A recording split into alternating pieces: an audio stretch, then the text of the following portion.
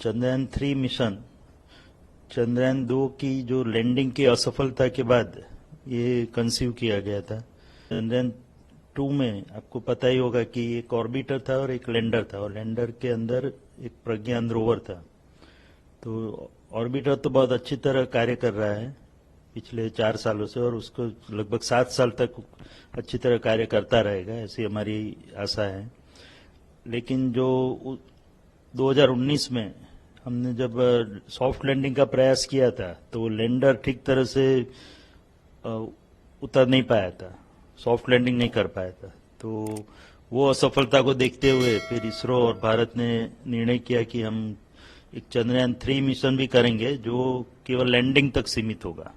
तो उसको ध्यान में रखते हुए चंद्रयान 3 की कल्पना की गई थी। 17 अगस्त को हमने ये प्रोपल्शन मॉड्यूल और लैंडर मॉड्यूल को अलग कर दिया है, और प्रोपल्शन मॉड्यूल अभी 100 बाई 100 किलोमीटर की कक्षा में घूमेगा, और वहां से उसमें एक पेलोड है, वो पृथ्वी की ओर देखेगा, और उसके जो स्पेक्ट्रोस्कोपी है, पोलरिमेट्रिक स्पेक्ट्रोस्कोपी स्टडी करके जो लिविंग प्लेनेट कैसा होता है उसकी जानकारी हमको चंद्र के ऊपर से देता रहेगा। 23 अगस्त को 30 किलोमीटर की ऊंचाई से वह नीचे की ओर प्रयाण करेगा।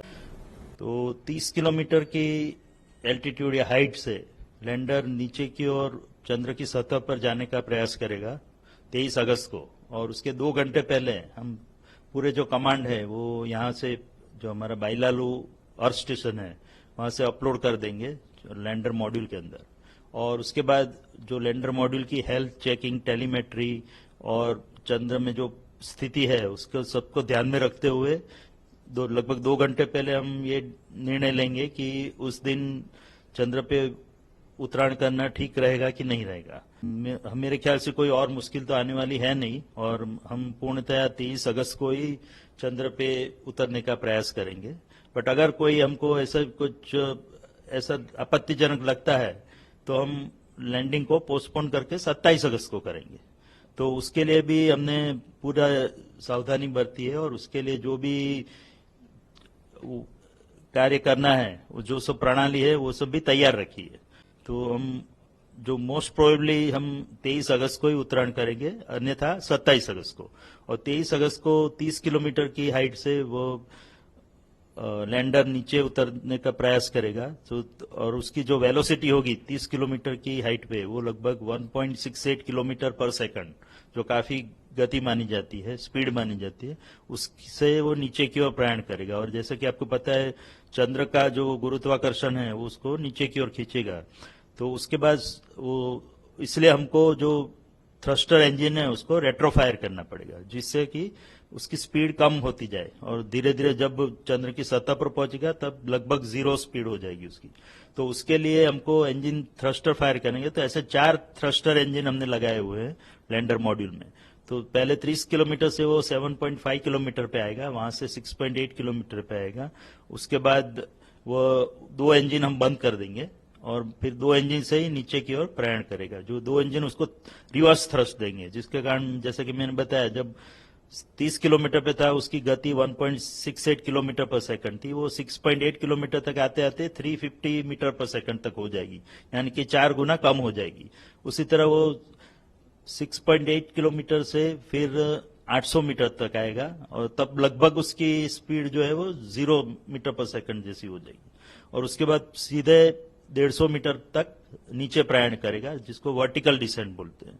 और उसके बाद अन्य जो हमने सेंसर और कैमरा लगाया है उसके इनपुट लेके, और उसमें जो रेफरेंस डेटा स्टोर किया गया है, रेफरेंस इमेजेस, उससे उसको कंपेयर करके वो डिसाइड करेगा, वो निश्चित करेगा कि वो जो जगह पे लैंडर खड़ा है वहां पे घूम रहा है, वह उसके सीधा नीचे उतरने से वो सही जगह पे लैंडिंग कर पाएगा। अगर उसको लगता है कि ये जगह अनुकूल नहीं है तो थोड़ा XY डायरेक्शन में प्रयाण करेगा, थोड़ा दाईं ओर या बाईं ओर मुड़ेगा, और लगभग 60 मीटर तक जाएगा, और उसके बाद सीधा नीचे प्रयाण करेगा।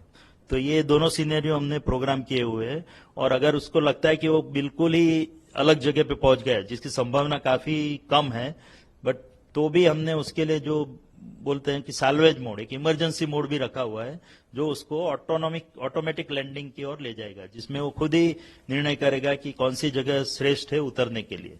क्योंकि आपको पता होगा कि हम साउथ पोल यानी कि जो चंद्र के दक्षिण ध्रुव की ओर जा रहा है, कि वहां की जमीन बहुत ही उबड़ खाबड़ है, उसमें काफी क्रेटर्स और बोल्डर्स है, तो जमीन उतनी सपाट जमीन नहीं है जो कि विषुवत वृत्त पे पाई जाती है।